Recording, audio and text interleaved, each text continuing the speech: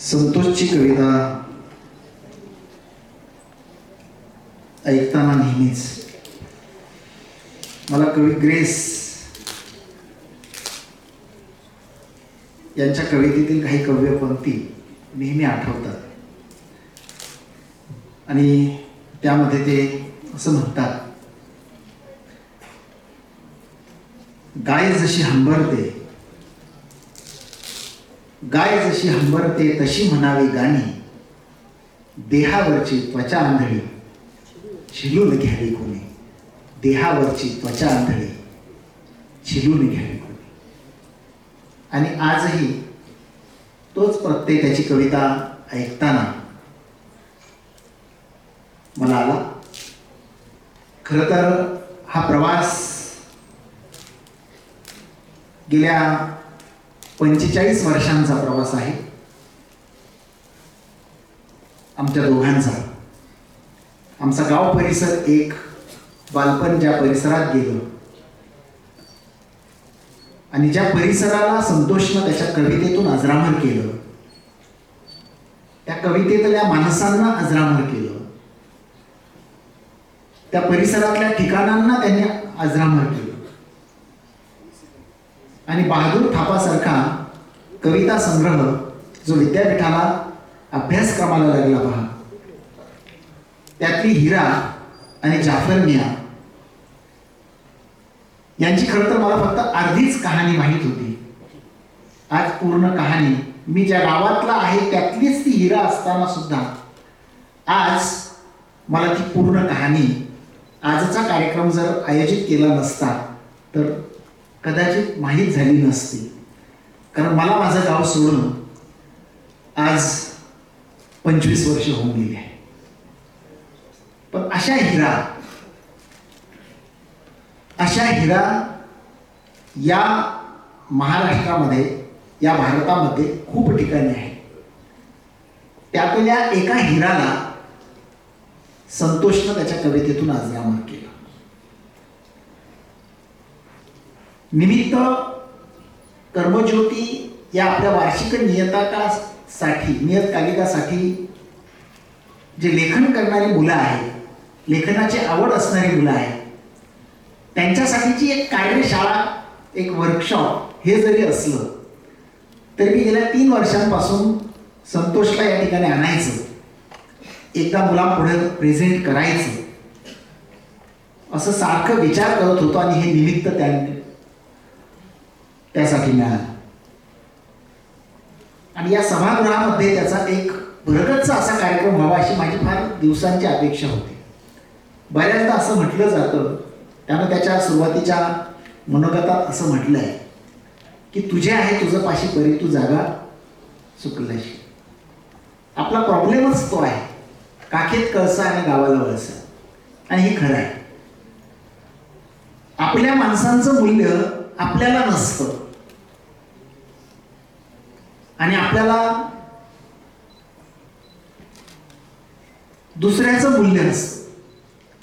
पण आपल्या माणसांना मोठं करायचं काम हे आपण करायचं असतं. खरं तर सुरुवात आपल्यापासून करायची असते. आपण स्वतःलाच जर मोठं म्हटलं नाही तर जग कधी आपल्याला मोठं म्हणेल. आणि त्याचं मोठंपण खरं सांगतो, कदाचित त्यानं त्याच्या स्वभावातल्या काही गोष्टींना आवड घातला असता तर तो आज साहित्य अकादमी पुरस्कार प्राप्त कवी लेखक असता. लक्षात घ्या, ही वस्तुस्थिती आहे. ही क्षमता असलेला हा कवी आहे. हा एक अवलिया कवी आहे ज्यानं त्याच्या स्वभावाला उभ्या आयुष्यात कधीच मुरड घातली नाही. आमच्यासारख्या मित्रांनी कितीही त्याला सांगितलं तरी नाही. ज्याची त्याची एक प्रकृती असते, एक पिंड असतो आणि तो पिंड त्याच्यामध्ये आहे. आणि हा जो बंडखोरीचा पिंड आहे, हा बंडखोरीचा पिंड त्याला कधीच स्वस्थ बसू देत नाही. आणि कवी मन जर अस्वस्थ असेल तरच त्याच्याकडनं अजरामर कलाकृती निर्माण होत असतात, कविता निर्माण होत असतात. अस्वस्थ मनच ग्रेट कलाकृती निर्माण करत असतात. आणि ती त्याची अस्वस्थता अहोरात्र 24 तास अष्टोप्रहर त्याच्या मनामध्ये सतत वास करत असते. म्हणून त्याच्याकडनं खूप सुंदर अशा पद्धतीच्या कविता निर्माण झालेल्या आहे.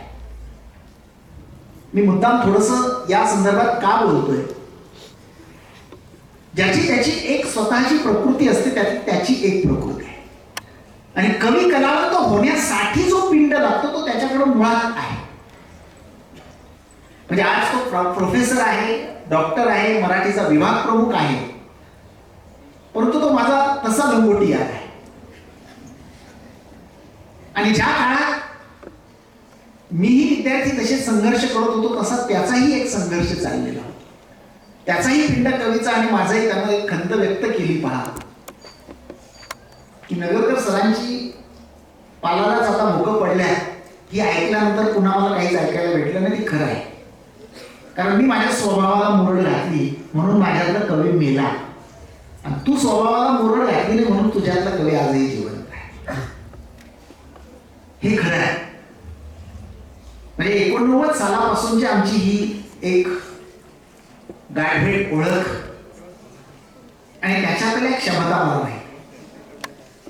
या महाराष्ट्राला कवी संतोष पवार जो भेटला, तो संतोष पद्माकर पवार या नावानं 1995 साली अखिल भारतीय मराठी साहित्य संमेलन अहमदनगर या शहरामध्ये भरलेलं असताना मीही त्यातल्या एका संमेलनाच्या सत्राचा निमंत्रित कवी होतो.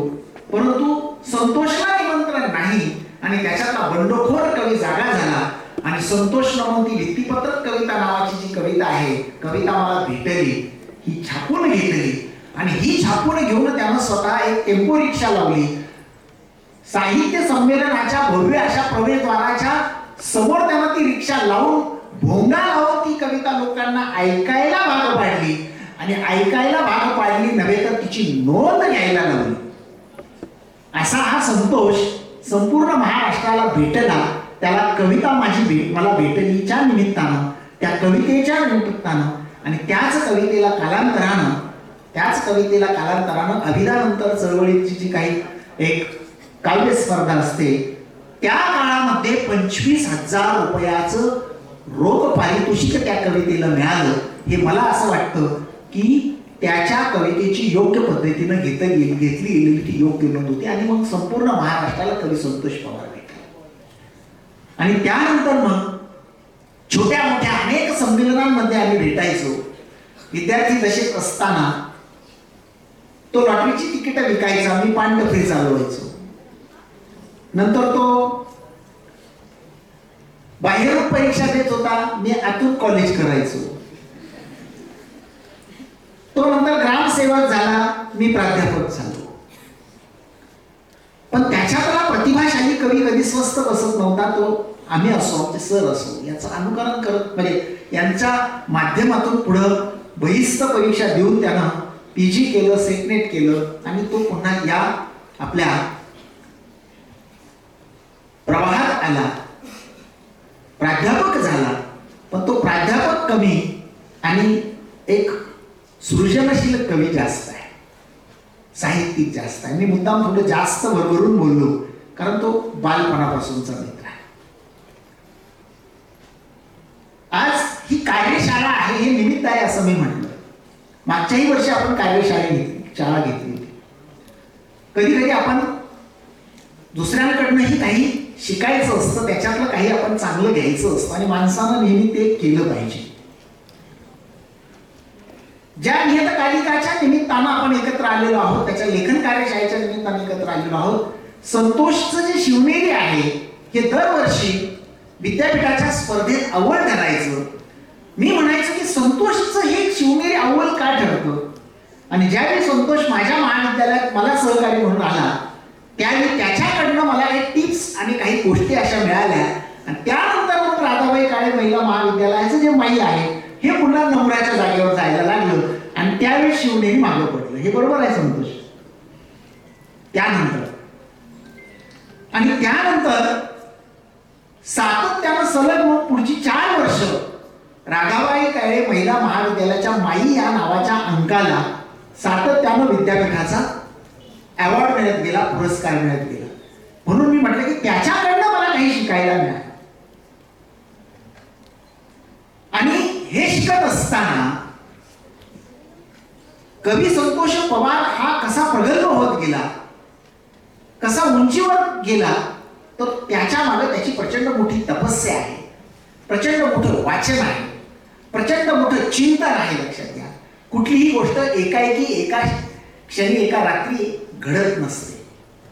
कवी कलावंत जे असतात ते घडण्यासाठी फार मोठ्या अशा मुशीतून त्याला जावं लागतं. वाचन, चिंतन, निरीक्षण याची एक जोड त्याला लागते. आणि मग कुठलाही कलावंत किंवा कवी हा एका रात्री कधी असा आकाराला येत नसतो. तासभर तो हे सगळं बोलत असताना त्याचे काही स्व अनुभव या ठिकाणी सांगत होता. त्या स्व अनुभवातून त्याला सुचलेल्या कविता ज्या आहेत त्या या ठिकाणी सादर करत होता, साकार करत होता. आणि अवतीभोवती खूप विषय असतात की त्याच्यामध्ये साहित्याचे विषय लपलेले असतात हेही सांगत होता. सहजपणानं या ठिकाणी मला 2 प्रश्न या ठिकाणी पडलेले आहेत. म्हणजे हे सगळे जे बसलेले आहेत हे खरं तर लेखन कार्यशाळेसाठी ज्या मुलांना लिहिण्याची आवड आहे, लिहिण्याची इच्छा आहे त्यांच्यासाठी आपण जाहीर केलं आणि काही वर्गाची मुलं या ठिकाणी बोलावली. संपूर्ण महाविद्यालयासाठी हा कार्यक्रम न ठेवता निवडक मुलांसाठी ठेवला. तरी सुद्धा मला एक प्रश्न आहे. तो प्रश्न हा आहे, पहिलं म्हणजे तुमच्यापैकी खरोखर तुमच्यापैकी असं किती जणांना वाटतं की हे सगळं ऐकल्यानंतर आपणही लिहावं? हे वाटणं फार महत्वाचं आहे. आपणही लिहावं, काहीतरी लिहावं असं किती जणांना वाटतं? जरा हात वर करा.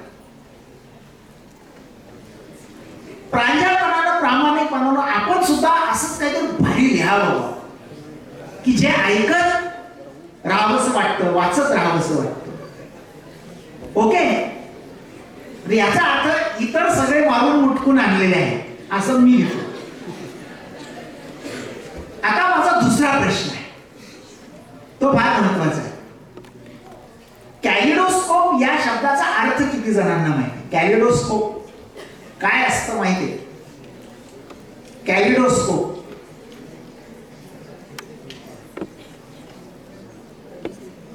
काय असतं? कॅलिडोस्कोप माहित नाही? कॅलिडोस्कोप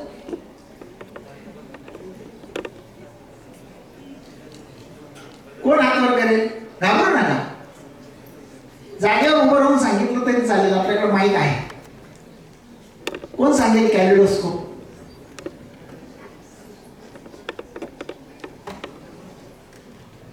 माहिती आहे का? त्याच्या कानात सांगण्यापेक्षा मला सांगितलं तर बरं होईल ना. गुड, ये बेटा, चल पुढं. नाईस, पुढे येईल. ती जो काही अर्थ असेल ते सांगेल, पण टाळ्या वाजवा एकदा तिथे.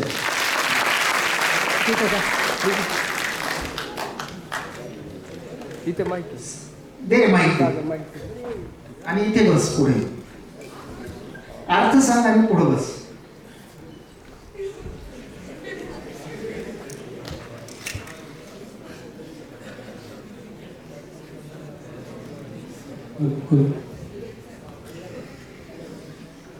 सांग सांग. कॅलिडोस्कोप या शब्दाचा खरा मूळ मराठीमध्ये अर्थ म्हटलं तर बहुरूप दर्शक. म्हणजे आपण जे लिहितो एखाद्या व्यक्तीचं निरीक्षण करून, म्हणजे बाकीच्या आपल्या व्यतिरिक्त समोर जो परिसर आहे त्या परिसरात असणाऱ्या माणसांचं निरीक्षण करून त्याच्याविषयी जे लिहिलं जातं बहुरूप दर्शक किंवा दर्शन. बहुरूप दर्शन म्हणजे समोरच्याचं वर्णन करणं, त्याचं दर्शन करणं म्हणजे त्याच्याविषयी पूर्ण माहिती मिळवणं, आत्मसात करणं. त्या व्यक्तीकडे पाहूनच आपल्याला त्या व्यक्तीबद्दल कळणं, त्याच्या भावना कळणं, त्याचं विचार कळणं म्हणजेच बहुरूप दर्शन आहे. म्हणजे दुसऱ्याचं दर्शन करून आपल्याला जे समजतं त्याला असं म्हणतात. बस, टाळ्या वाजवतात. तिनं जो अर्थ सांगितला किंवा जे विश्लेषण केलं ते काही चुकलेलं नाहीये. ते काही चुकलेलं नाही. तुमच्याकडे सायन्सची किती मुलं आहेत? सायन्सचे ओके. पण तुमच्याकडे वेगवेगळ्या प्रकारचं जसं असतं, जसं एक कॅलिडोस्कोप नावाची गोष्ट असते ना, एक नळी काचेचे, म्हणजे अनेक विविध प्रकारचे जे काही म्हणजे तुकडे असतात, विविध प्रकारांना ते दिसतात. बहुरूपदर्शक हा शब्द तिनं या ठिकाणी वापरला पहा. म्हणजे तिनं अगदी फार म्हणजे शुद्ध मराठी शब्द सांगितला. तुमचं माझं आपलं सर्वांचं जगणं हे त्या कॅलिडोस्कोप सारखं आहे. अनेक रंगी अनेक ढंगी अनेक विविधतेनं असं हे नटलेलं आहे की ज्यामध्ये सुख आहे, दुःख आहे, ज्यामध्ये व्यथा आहे, वेदना आहे, ज्यामध्ये आनंद आहे, अशा अनेक गोष्टींनी नटलेलं आपलं जगणं हे कॅलिडोस्कोप सारखं आहे. जसं त्यामध्ये अनेक रंगांच्या त्या काचेच्या त्या छटा दिसतात, तसं आपलं जगणं आहे, तसं आपलं आयुष्य आहे. आणि ह्या आयुष्यामध्ये आपल्याला वाटणं नावाची गोष्ट आहे. कुठलीही गोष्ट वाटणं म्हणजे आपल्याला खावंसं वाटणं, आपल्याला पाणी पियावंसं वाटणं, आपल्याला वाचावंसं वाटणं, आपल्याला चालावंसं वाटणं, आपल्याला झोपावंसं वाटणं, आपल्याला फिरायला जावंसं वाटणं, आपल्याला मोबाईल पाहावंसं वाटणं, आपल्याला एखादं व्याख्यान ऐकावंसं वाटणं, असं वाटणं नावाचे अनेक कंगोरे आहेत. तसं मग मला लिहावंसं वाटणं हा शब्द मी मुद्दाम प्रश्न विचारला. आपल्याला किती जणांना असं वाटतं की मी सुद्धा काहीतरी लिहावं. आता हे लिहिणं ही परत पुन्हा अनेक रंगी अनेक ढंगी. मग परीक्षेला लिहिणं आहे, टेस्टला लिहिणं आहे, अंकासाठी लिखाण करताना लिहिणं आहे, एखादी कविता लिहिणं आहे, एखादा लेख लिहिणं आहे, एखादा निबंध लिहिणं आहे, एखादी कादंबरी लिहिणं आहे. किती आहेत त्याला सुद्धा पुन्हा लिहावंसं वाटणं. आणि मग संतोषची कविता ऐकत असताना त्यानं जी हिराबाई मांडली, जो जाफर मियाँ मांडला, हा काही त्यानं कुठं आभाळातून आणलेला नाही, त्यानं काही कुठून तो आयात केलेला नाही. त्याच्या बालमनावर ज्या त्याच्या अवतीभोवतीच्या परिसरातल्या एका व्यक्तिमत्वाचा प्रभाव पडला की ज्याच्याविषयी काहीतरी त्यानं ऐकलेलं आहे, पाहिलेलं आहे. आणि कधीतरी तुळजापूरच्या भवानी मंडपात गेल्यानंतर पुन्हा ती हिराबाई त्याला वेगळ्या रूपात भेटते आणि त्याच्यामधून त्याला मग हिराबाईची पूर्व कहाणी आणि जाफर मियाँचं असलेलं नातं आणि यामधून मग त्याचं अस्वस्थ मन जागं होतं. त्या हिराबाईची ट्रॅजेडी, शोकांतिका त्याच्या डोळ्यासमोर उभी राहते, त्याचं कवी मन जागं होतं.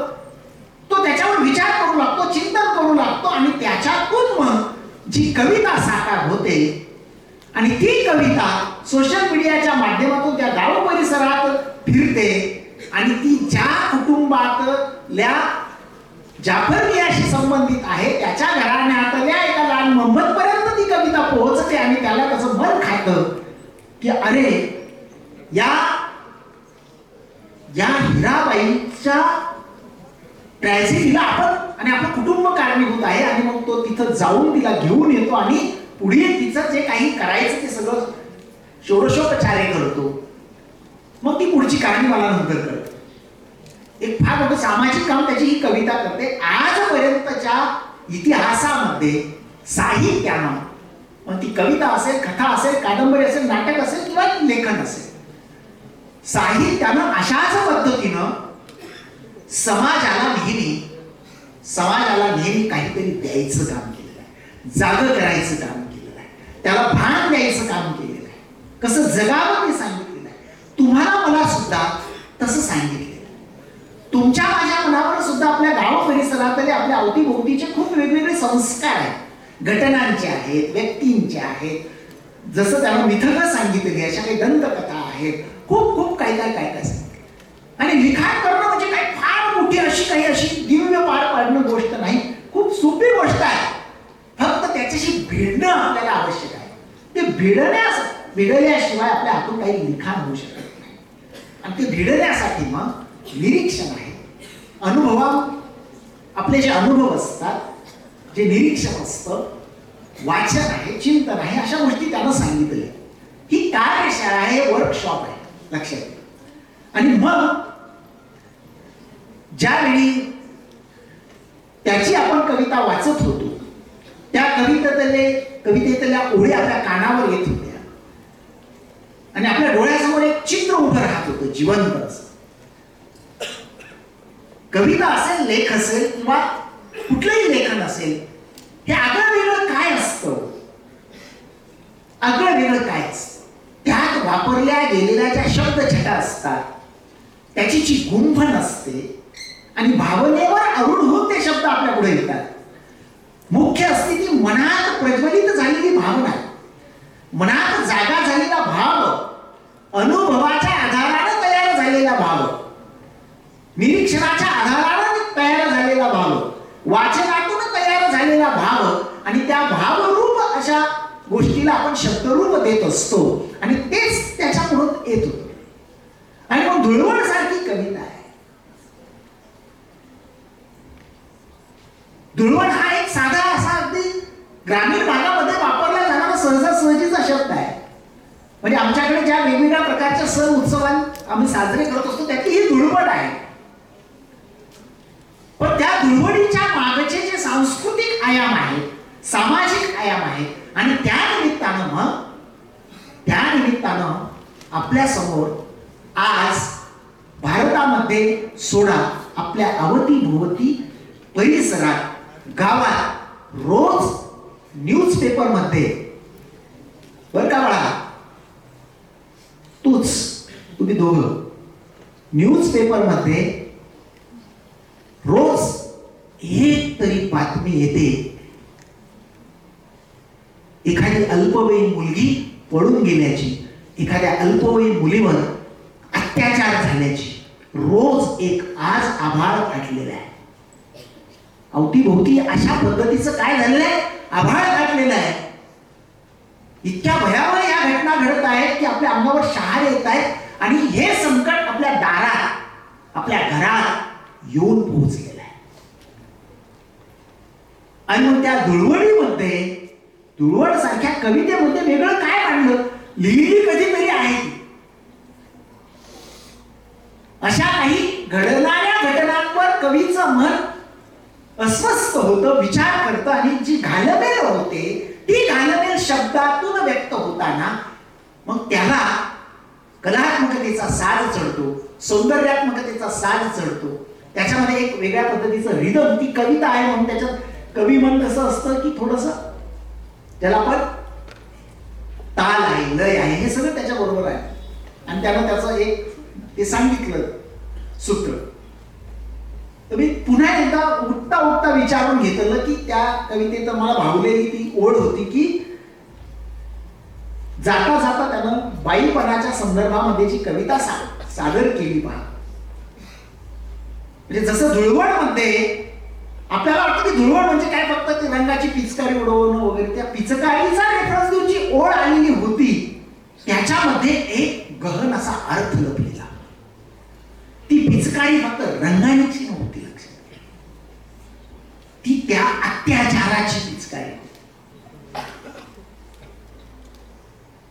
आणि नंतर झालेली ट्रॅजेडी आणि आज ज्या ज्या वेळी धुळवड खेळली जाते त्या वेळी धुळवड खेळणारा किंवा त्या रंगपंचमीचा सण साजरा करणारा कोणी भेटला तर ती जी काही वेडी झालेली म्हातारी आहे ती हातात दगड घेऊन त्याच्या मागं लागते. म्हणजे तिची झालेली ट्रॅजेडी संपूर्ण त्या कवितेत मांडली आहे. हे समाजाचं एक प्रतिबिंब यामध्ये कसं आलेलं आहे. अशा अनेक ट्रॅजेडीज आपल्या अवतीभोवती आज घडतायत.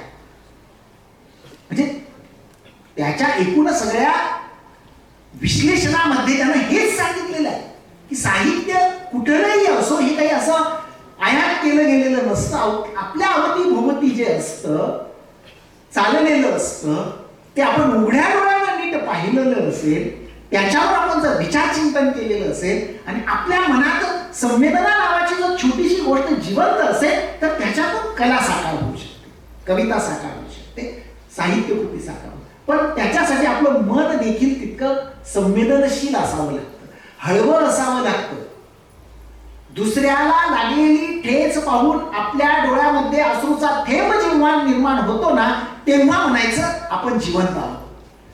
आणि असं जिवंत मनच ग्रेट काहीतरी निर्माण करू शकतो. असं जिवंत मनच निर्माण करू शकतं, साहित्य निर्माण करू शकतं की जे ह्या समाजाचं प्रतिबिंब असतं, आपल्या जीवनाचं प्रतिबिंब असतं आणि ज्याच्यातून समाजाला उद्याच्या काळात एक दिशा आणि दृष्टी द्यायचं काम होत असतं. आणि मग जाता जाता त्यानं बाईपणाच्या अनुषंगानं मी त्याला पुन्हा एकदा उठता विचारलं की त्या मला भावलेली जी ओढ होती की त्याच्यामध्ये असलेलं जे काही एक रचनेचं सौंदर्य आहे, शब्दांचं सौंदर्य आहे. आणि मग त्यानं सांगितलं की बाईपणाच्या जातीला घोर लागलेला शाप. बाईपणाच्या जातीला घोर लागलेला शाप. बाईपण आपण महाविद्यालयाची बेस्ट प्रॅक्टिस म्हणून या ठिकाणी वुमेन्स एम्पॉवरमेंट सेलच्या अंतर्गत खूप काय काय काय काय काय काय करतो. काल परवा आपण माझी आई माझ्या महाविद्यालयात घेतलं, गंगा भागीरथी उत्सव घेतला, आणखी बरंच काय काय वीर माता वीर पत्नी घेतलं. खूप स्त्रियांना समाजामध्ये कशा पद्धतीची वागणूक दिली जाते वगैरे याच्यावर खूप चिंतन मंथन वगैरे करतो. पण हे बाईपण वाटायला आल्यानंतरच जे काही एक दुःख असतं, जे एक वेदना असते आणि पुरुष प्रधान संस्कृतीचा त्या अनुषंगाने पाहण्याचा दृष्टिकोन जो परंपरेनं पुरुष प्रधान संस्कृतीनं निर्माण केलेला आहे की बाई म्हणजे उपभोगण्याची वस्तू, बाई म्हणजे भोगण्याची वस्तू, ह्याच भावनेतून तो तिच्याकडे पाहतोय आणि हे बाईपण वाटायला आलेले आहे. त्याचबरोबरीनं बाई म्हटल्यानंतर तू बाई आहेस, तू बाई आहेस, तू बाई आहेस म्हणजे तू जन्माला आल्यापासून तिला सातत्यानं त्याचीच जाणीव करून दिली जाते, आठवण करून दिली जाते. त्याच पद्धतीच्या प्रथा असतील, परंपरा असतील, अलंकार असतील, सगळं तसं असतं. आणि म्हणून मग बाईपणाच्या जगण्याला घोर लागलेला शाप सारखी कविता आहे. म्हणजे एखादा शाप लागावा तशा पद्धतीनं हे बाईपण तिच्या जगण्याबरोबर, जन्माबरोबरच तिच्या जगण्याला चिटकून आलेलं आहे. आणि मग पुढची ओळ आली संतोष काय, दूध तिचेच पिऊन कसे डसतात. बरोबर, बनतात साप. मला वाटतं डसतात म्हणजे बनतात काय आणि डसतात काय. जर डसतात आला असतं तरी काही ते बिघडलं नसतं, बरोबर की नाही, पण बनतात साप. आणि मग आपण सुद्धा कुठल्या तरी आईच्या पोटी जन्म घेतलेला असतो, तिच्या दुधावर आपला पिंड पोचलेला असतो, हे पुरुष विसरतो. म्हणजे अन्याय करणारा, अत्याचार करणारा जो पुरुष असतो हे अगदी सहजपणाने विसरतो. आणि मग छत्रपती शिवाजी महाराजांच्या अनुषंगाने पुन्हा त्या ओळी येतात. कल्याणच्या सुभेदाराची सून उभी केलेली असतात, अशीच असत आमची माता, आम्ही असेच झालो असतो. त्या कवीच्या ओळी येतात. म्हणजे परस्त्रीमध्ये माझी आई पाहणं, परस्त्रीमध्ये माझी बहीण पाहणं, ही जी आमची सांस्कृतिक संस्कार आम्ही विसरून जातो. आणि या घटना घडतात आणि हे बाईपणाचं दुःख मग येतं. दूध तिचेच पिऊन कसे बनतात साप.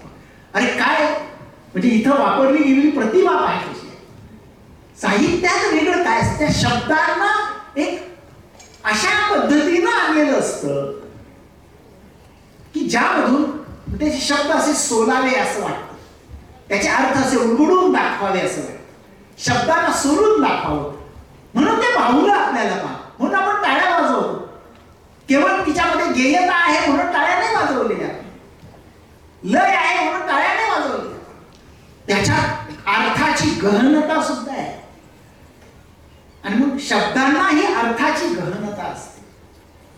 मग ते प्रतीक, प्रतिमा, अलंकार वगैरे हे नंतर सगळं. म्हणून ती सुंदर वाटते, कलात्मक वाटते. केवळ लय आहे, सूर आहे म्हणून नाही. आपण कित्येक गाणी गुणगुणतो, पण कधी त्या गाण्याचा अर्थ आपण शोधण्याचा प्रयत्न करतो का? आम्हाला गीतमाला आता अभ्यासाला लावलेली आहे म्हणतो, त्यामध्ये सगळी अशीच गीतं आहेत की ज्या कवितांची गीतात रूपांतर झाली आहे. आणि त्या गीतांमध्ये एक अर्थ गहनता आहे, अर्थपूर्णता आहे. काही काही गीतं ही अक्षी मनाला भावणारी आहे. म्हणजे आम्ही गीतांचे भोगते आहोत, पण त्या गीतांमध्ये वापरल्या जाणाऱ्या शब्दांचे अर्थ जे आहेत त्या अर्थाच्या मुळाशी पोहोचणं आवश्यक आहे. आणि मग लेखन करणं म्हणजे वेगळं तिगळं असं दुसरं तिसरं काही नसतं. फक्त त्याच्यासाठी आपल्याला वाटणं फार महत्वाचं आहे, आतून वाटणं फार महत्वाचं. आणि त्या पद्धतीने मग प्रयास करणं, प्रयत्न करणं. पहिल्या लेखनात चुका होतात. पूर्तीचा संदर्भ दिला संतोष नाही की कॉलेजला शिकत असताना आमच्या काळामध्ये कॉलेजचं पूर्ती निघायचं आणि त्या पूर्तीमध्ये माझं काहीतरी छापून यावं असं वाटायचं आतून की याचं आलेलं आहे, माझं का नाही मग. आणि मग आम्ही द्वेषाला पेटून ठेवायचो. ते का आलं तर मग आम्ही असंच आमच्या सर लोकांना विचारणं किंवा यांना विचारणं कसं काय, आणि मग त्याचं आलं ना मग तो कसं लिहितो बा, मग आपण काय नाही लिहू शकत, आणि मी पण लिहू शकतो ना मग. आणि त्या पद्धतीनं मग पुढं विचार करायचा, चिंतन करायचं, वाचन करायचं. अमुक अमुक कवीनं कसं लिहिलं असं लिहिलं, तर लेखकानं कसं लिहिलं असं लिहायला. अरे आपण पण थोडंसं करून पाहूया, आपण पण हे करूया. आणि मग त्या पूर्तीमध्ये जेव्हा पहिल्यांदा एक कविता छापून आली, तोडकी मुडकी रट लाट जोडलेली, पण आली छापून आल्यानंतर काय गगनात आनंद. हा आपली कविता कॉलेज, अरे कॉलेजमध्ये 4,500-5,000 पोरं शिकतायत, पण त्यातल्या मोजक्याच मुलांचं लेखन छापलं गेलं, त्यात आपण आहोत. याच्यापेक्षा मोठा अभिमान काय. एक नवी ऊर्जा, नवी प्रेरणा. मग आपण आणखी लिहिलं पाहिजे, आपण आणखी वाचलं पाहिजे, विचारलं पाहिजे कुणाला. आणि मग पुन्हा लेखनावर लेखन करत कालांतरानं हा जरा अटक गेला, हा भाग सोडा. आणि मग लेखन कार्यशाळेचा मुख्य उद्देश तो आहे. बऱ्याचदा जेव्हा सूचना निघतात, वर्गामध्ये सूचना फिरून येते, खूप कॉलेजेसमध्ये तेच चालतं, पारंपरिक उद्योग. जे द्या ते द्या, जे आलं ते आलं, छापलं तर छापलं, नाही छापलं. पण इथं आपण पहिल्यापासून सातत्यानं हे प्रयास करतो. मी संतोषकडून हे शिकलोय की नाही, मुलांना असं घडवायचं, त्यांच्याकडे या पद्धतीनं लिहून घ्यायचं. म्हणून ही कार्यशाळा, जे 10-15-20 हात आता वर आलेले आहेत, ज्यांना वाटतंय त्यांच्यासाठी पुन्हा एक छोटंसं तासभराचं ट्रेनिंग, कसं लिहायचं आणि त्यांच्याकडनं लिहून घ्यायचं. सांस्कृतिक संदर्भ खूप दिले, जसे माणसं आपल्या अवतीभोवतीची असतात ती साहित्यामध्ये अजरामर होत असतात. जाफर मियां अजरामर केला, हिराबाई अजरामर, बहादूर थापा, त्या कवितेचं टायटल, ज्या त्या टायटल कविता त्यामध्ये आहेत, बहादूर थापा. हा बहादूर थापा म्हणजे माझ्या गावातला मूर्खा, जो नेपाळमधून पोट भरायला आलेले. मला कधी कधी वाटतं, अरे ही सगळी माणसं माझ्या गावच्या परिसरातली आहेत, ती संतोषनी जिवंत केली कवितेतून, ती अशी जिवंत केली, ती अजरामर करून टाकली. मग मी म्हणतो, अरे हा आमच्या गावातला त्या हिरा थापाचा बाप बहादूर थापा, ज्याला मी बालपणापासून पाहिले. टपरीवर कित्येकदा तो यायचा माझ्याकडे पैसे मागायला महिन्यानं. मला काय नाही सुचलं बरं त्याच्यावर कविता लिहायची. संतोषला का सुचली गाड्या कविता. खूप व्यक्तिमत्व असे आहेत की ती बरीचशी माझ्या गावाच्या परिसरातली, कारण तो लॉटरीची तिकीट विकायला माझ्या गावात यायचा आणि गल्लोगल्ली फिरायला ती तिकीट घेऊन त्याला ही माणसं भेटायची, दिसायची, जी त्याच्या मनात कायमचं ठाण मांडून बसली. आणि ज्या माणसांना त्यानं कवितेतून अजरामर केली, ज्या माणसांना त्यानं बहादूर थापासारखा कविता संग्रह जो आला त्याच्यामध्ये आणलंय, आणि एक एक व्यक्तीवर केलेली कविता म्हणजे एक शिल्प आहे. लक्षात, जसा शिल्पकार शिल्प करताना अत्यंत सौष्ठव वापर टाकतो त्याच्यात, ते शिल्प आपल्या डोळ्याला भावतं, तशी ती कविता त्या व्यक्तीला आपल्या डोळ्यासमोर उभी करते. डिक्टो आपल्यासमोर ती कविता उभी राहते, कारण मी सुद्धा कुठेतरी ही व्यक्ती पाहिलेली आहे असं वाटतं. आपल्या अवतीभोवती अशी खूप माणसं आहेत की ती साहित्याचा विषय होऊ शकते, सामाजिक सांस्कृतिक संदर्भांचा विषय घेतला की आपल्या मनावर गारुड आहे, पौराणिक कथांचा आहे, दंतकथांचा आहे, प्राककथांचा आहे, ज्या आपल्याला परंपरेनं सांगितल्या गेलेल्या आहेत, त्या माहीत आहेत. कर्णाची कथा, कंसाची कथा, आणखी काय काय, त्यानं तो रेफरन्स दिला. त्या गावातले काही रेफरन्स असतात, ते सांगितलं की संगमनेरचा हा रेफरन्स, तो हा रेफरन्स, इथला काहीतरी असेल. मग कर्जत नाव का पडलं, याच्या मागे महाभारताचा रेफरन्स आहेच. आमच्यापासून जवळ एक दुर्गाव नावाचं गाव आहे, तिथं एकमेव दुर्योधनाचं मंदिर असलेलं गाव पौराणिक, म्हणजे काहीतरी आहे ना. दुर्गाव का पडलं, तिथं दुर्योधनाचं मंदिर आहे. म्हणजे इकडं आम्ही दुर्योधनाचं हे मंदिर ज्या भागात आणलं गेलेलं आहे. आणि आमच्या समोर महाभारतामध्ये तो कोण आहे? खलनायक आहे, पण त्याचं मंदिर आहे. तो महाभारतातला खलनायक आहे, पण इथं त्याचं मंदिर आणि पूजा आहे. अरे काय आहे हे सगळं? कधी आपण विचार करतो का? आणि मग त्यानं ती जागा दिली तुमच्या मनामध्ये. आम्ही 2022-23 मी आलो जेव्हा थीम बेस इथं सुरू केलं. थीम बेस आम्ही पहिल्याच वर्षी आम्ही कर्जतियन्स नावाची थीम दिली. कर्जतियन्स थीम दिली आणि सांगितलं की कर्जत तालुक्यातील परिसरातील जी जी अशी पौराणिक, ऐतिहासिक, सामाजिक जी जी सेंटर्स माणसं जी असतील त्याच्यावर लिखाण मुलांकडनं करून घ्यायचं. तुझ्याकडूनच हे शिकलो होतो मी, थीम बेस. त्याच्यानंतर वाचू आनंद दिली. आता खरं तर तू फार सोपा विषय दिलेला आहे. माझ्या आजोबा काय ते माझा आजोळ. आता यांना आजोळ भेटलं का नाही मला नाही वाटत, खरं सांगतो. म्हणजे आपल्या काळात आजोळ होतं, आजी आजोबा याचा एक संस्कार होता, आजीबाईचा बटवा होता. आता हमारे दोच्या काळामध्ये कसलं आजोळ आणि कसलं काय, तर काय सांगावं. किती जणांना आजोळ मिळालं खरं सांगा? भरपूर आहे. पण खरं सांगू का, आम्ही ऑलरेडी सप्टेंबर महिन्यात थीम दिलेली आहे. आम्ही सुरुवातीलाच थीम तयार करू. आणि या वर्षी आम्ही जी थीम दिलेली आहे ती थोडीशी ग्लोकल आहे. म्हणजे जसं संतोषचा एक कविता संग्रह आहे बा, पिढी पेस्तर पॅदेमात नावाचा. तो पीजीला लागलेला आहे, पीजीला अभ्यासाला आहे उडपी विद्यापीठात. पिढी पेस्तर पॅदेमात नावाचा. ते नाव ऐकलं की आपल्याला विचित्र ठीक पिढी पेस्तर पॅदेमात काय प्रकार, पण तो ग्लोकल शब्द आहे. म्हणजे शेतकऱ्याचं जे जगणं आहे आणि पिढ्यानं पिढ्या जे काही त्याच्या वाट्याला आलेलं आहे आणि त्या अनुषंगानं मग संतोष सुचलेली ती संकल्पना आहे. आणि मग शेतकरी हा त्याचं केंद्र आहे. जसं त्यानं कविता मला भेटली, हा कविता संग्रह नव्यानं येतोय किंवा आला म्हणतो आता, तो लाल रंगाचं चित्र, कवितेची कविता. म्हणजे त्याला प्रत्येक याला एक सूत्र आहे. तसं एक पिढी पेस्तर पॅदेमा. आमच्या कमिटीची मीटिंग बसवल्यावर म्हटलं की या वर्षीची थीम काय घ्यायची. चर्चेतून आम्ही हे ठरवलं.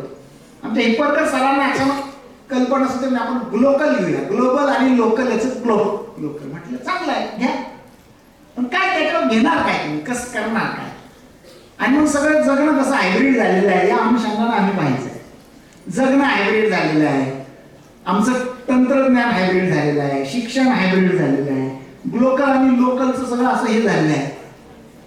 पुन्हा मग लोकल काही गोष्टी आहेत त्या बाहेर काढायच्या आहेत, ग्लोबल काही गोष्टी काढायच्या आहेत. त्याच्यावर जे सुचल जे वाटेल ते लिहायचं. जसं तू एक आम्ही बैल काहीतरी आहे ती कविता लिहिली आहे, आम्ही बैल काहीतरी आहे ती कविता नाही बसते बा. जुगाड करून जगणं ही आमची आता शैली झालेली आहे. ही गोष्ट त्यात बसते बा, जुगाड. आणि मग संशोधनाच्या क्षेत्रातलं ग्लोकल, सामाजिक क्षेत्रातलं ग्लोकल, सांस्कृतिक क्षेत्रातलं ग्लोकल, याच्यावरचं लिखाण. आता पाहू याचा कस लागेल, कसं देतात, काय देतात. आमचं संपादक मंडळ किती त्याच्यावर कष्ट करतो. आमचा हिंदी विभाग त्याच्यावर आणखी काय वेगळं काहीतरी आणतोय. इंग्रजी विभाग करेल काहीतरी, पण माझा हिंदी विभाग काय करतो पाहू.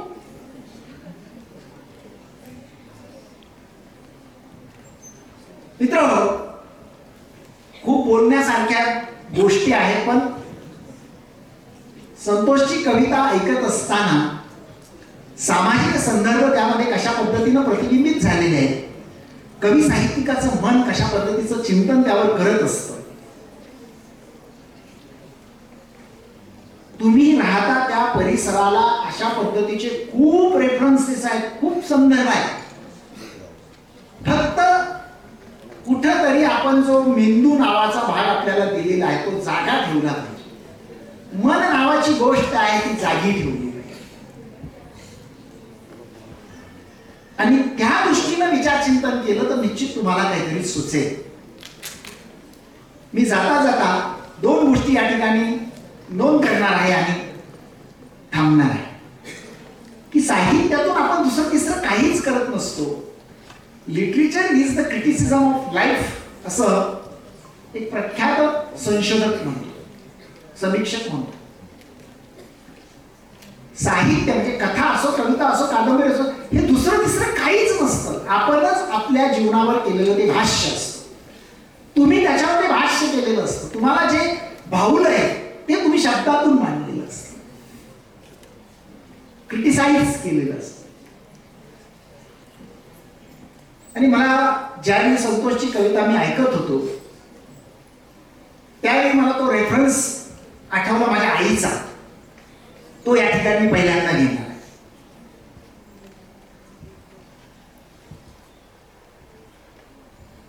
मला असं वाटतं की गीतमाला मध्ये त्या पद्धतीची एक कविता पण आलेली आहे. कुठेतरी मी काल परवा सहज आम्ही एक वर्कशॉप घेतलं इथं इंटरॅक्टिव्ह पॅनल ट्रेनिंगचं.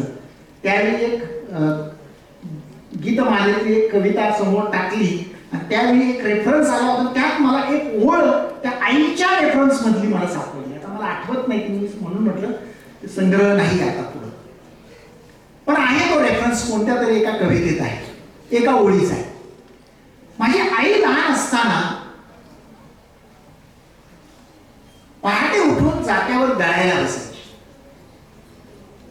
आणि जात्यावर दळता दळता खूप वेगवेगळ्या पद्धतीच्या ओव्या ती म्हणायची.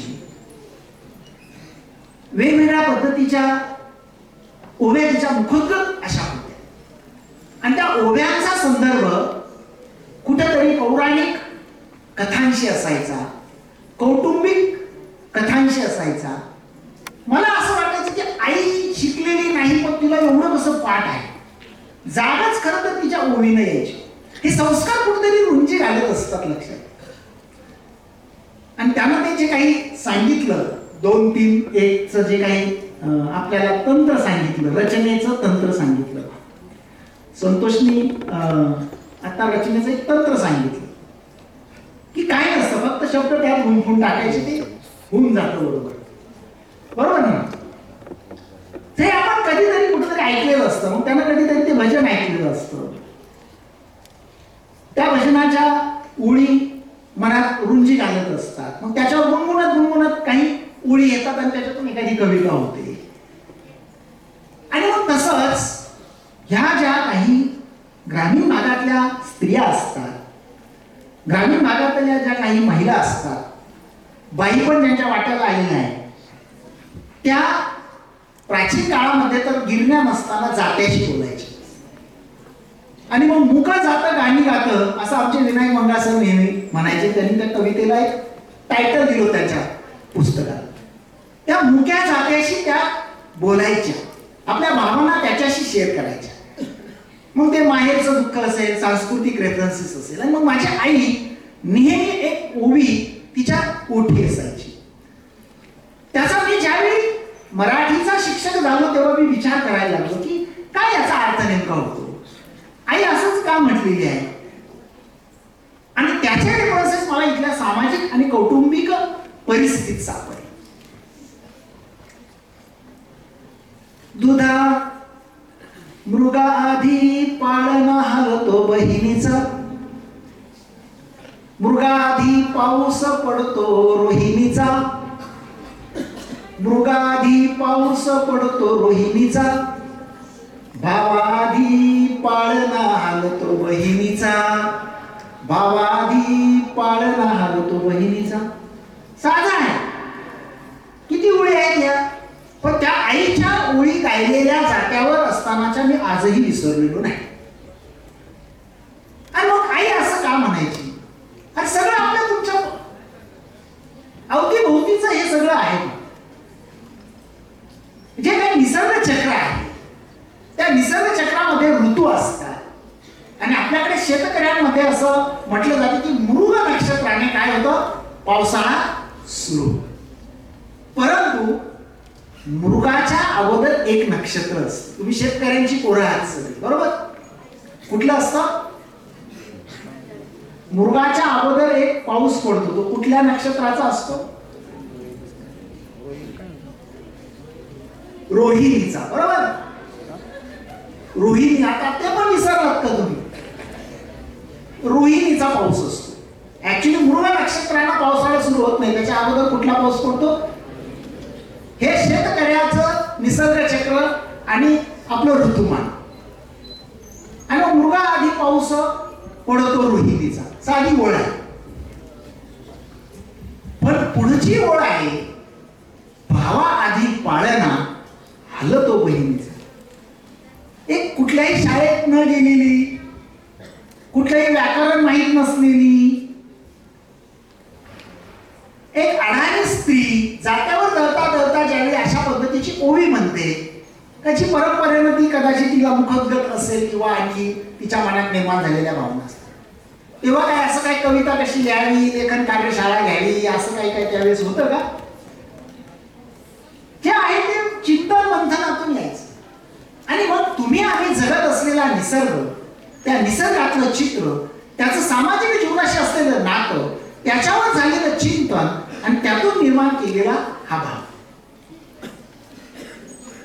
भावा आधी पाळणा हलतो बहिणीचा, असं एक अडाणी स्त्री जात्यावर दळता दळता काय म्हटली. आणि मग त्याचे रेफरन्सेस आमच्या सामाजिक आणि कौटुंबिक संदर्भामध्ये सांगतात की जनरली आपल्या कुटुंब व्यवस्थेमध्ये भाऊ आणि बहीण दोघं असतील आणि बहीण लहान असेल, भाऊ मोठा असेल किंवा बहीण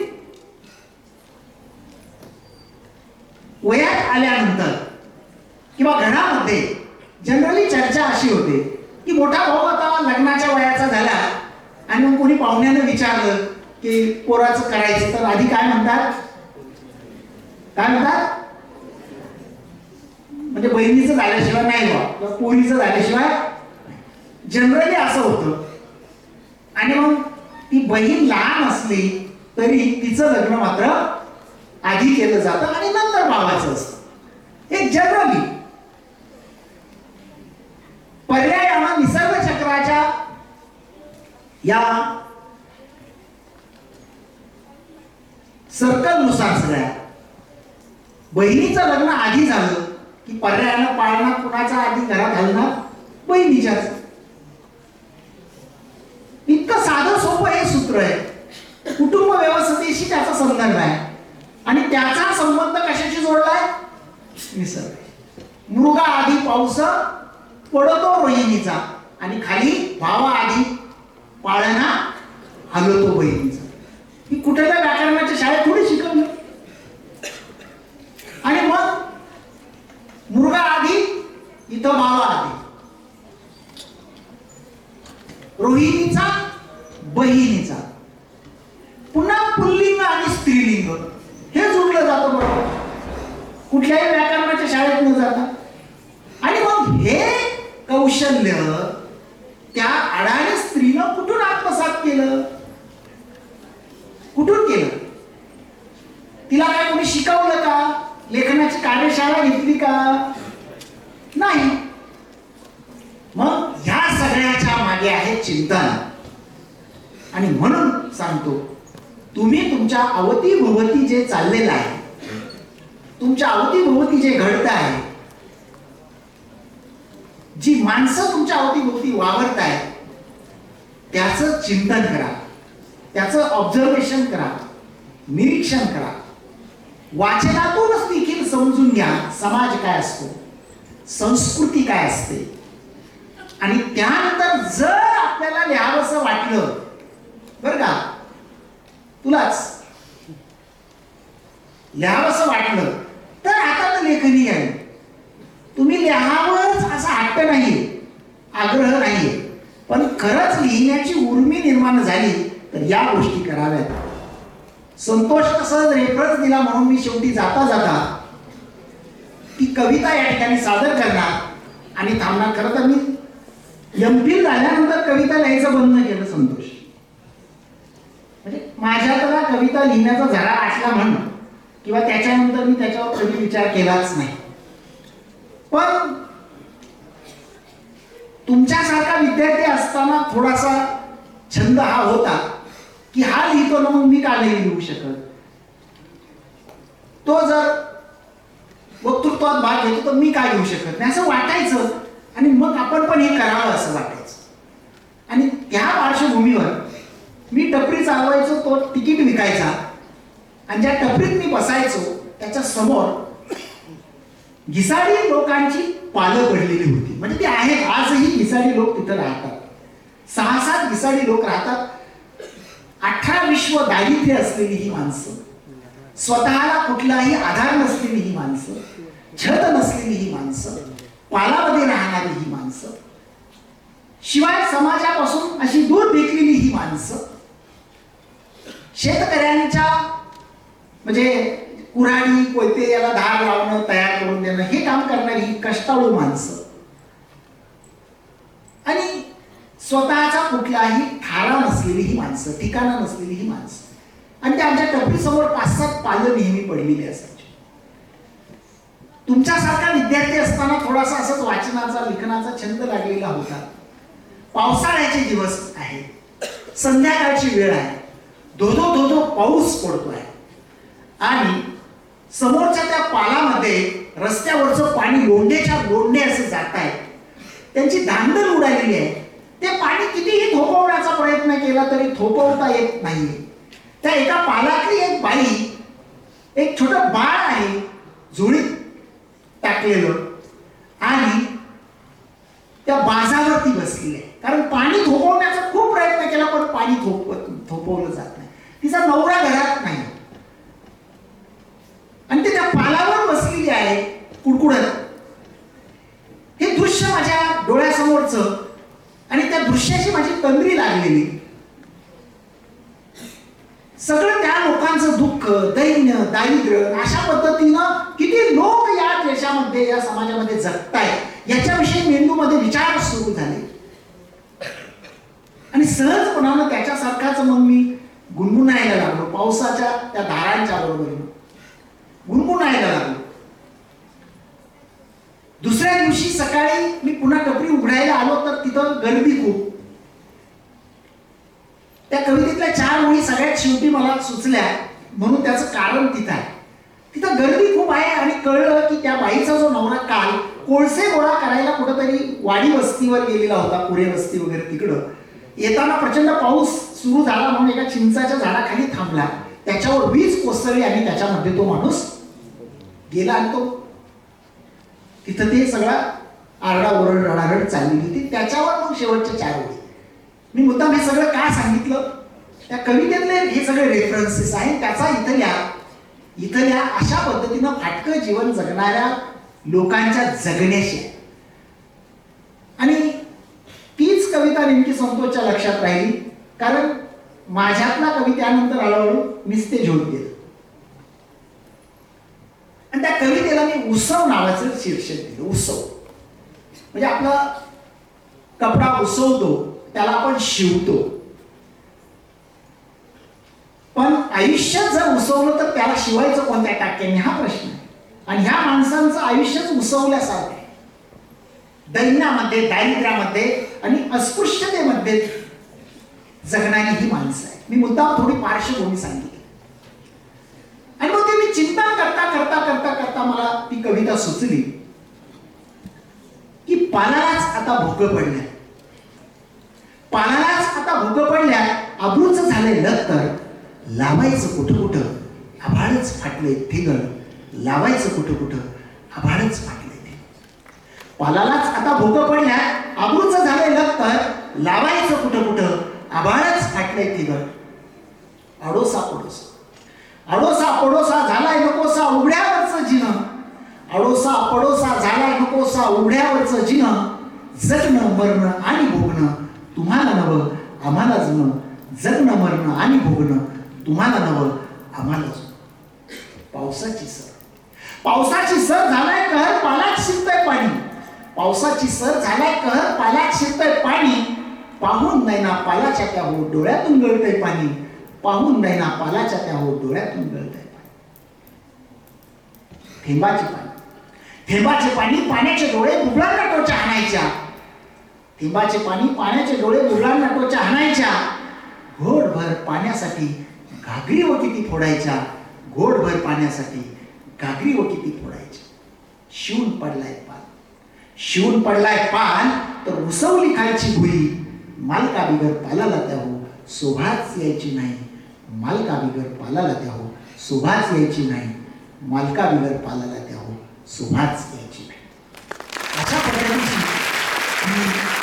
उत्सवासारखी कविता त्यावेळेस साकार झाली. तर वेदनेतून सुंदरता साकार होत असते, दुःखातून देखील सुंदरता साकार होत असते. आणि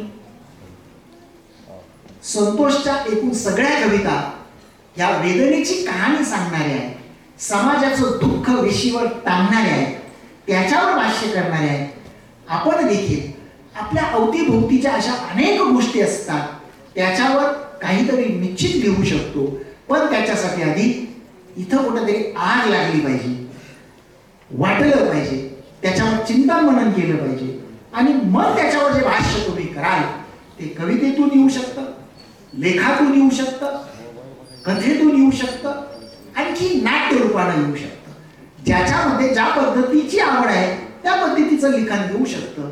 या ठिकाणी मी पुन्हा एकदा आपल्या सर्वांना आव्हान करेन की आपल्या नियतकालिकासाठी जे सातत्यानं आपण लिखाण मागवण्यासाठी शिक्षक प्रयत्न करतायत, ज्यांना खरोखर मनापासून वाटतं त्यांनी त्यामध्ये सहभाग घ्यावा आणि लिखाणासाठी लेखनी हातात घ्यावी असं आव्हान या निमित्तानं करतो. संतोषचं पुन्हा एकदा या निमित्तानं मी आभार तर आपले होतीलच औपचारिक स्वरूपामध्ये, पण माझ्या खास विनंतीला मान देऊन तो मनसर सारख्या ठिकाणाहून इतक्या दूरवरून इथं आला आणि आज पुन्हा एकदा या महाविद्यालयामध्ये विद्यार्थ्यांच्या समोर आपल्या साहित्याच्या माध्यमातून त्यांना जे मार्गदर्शन केलेलं आहे त्याबद्दल मी त्याच्या ऋणातच राहू इच्छितो. धन्यवाद. जय हिंद, जय भारत.